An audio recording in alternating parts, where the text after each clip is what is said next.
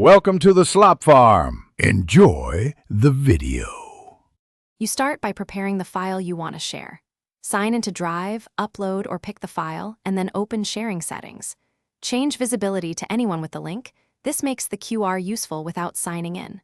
Once done, copy the shareable link to your clipboard.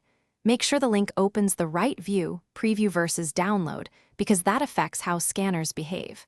Now that the link is ready, you can move to generating the QR image that encodes that link.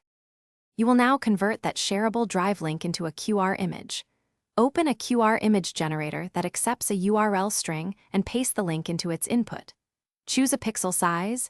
300 by 300 is a good default, and pick PNG or SVG depending on whether you need scalable output. Then generate the code and download the file. Make sure the generator preserves the full link. Some tools shorten or alter parameters, which can break Drive access. Once downloaded, confirm the file saved to your device. Finish by placing the QR image where users will scan it, on slides, printed handouts, or in an email.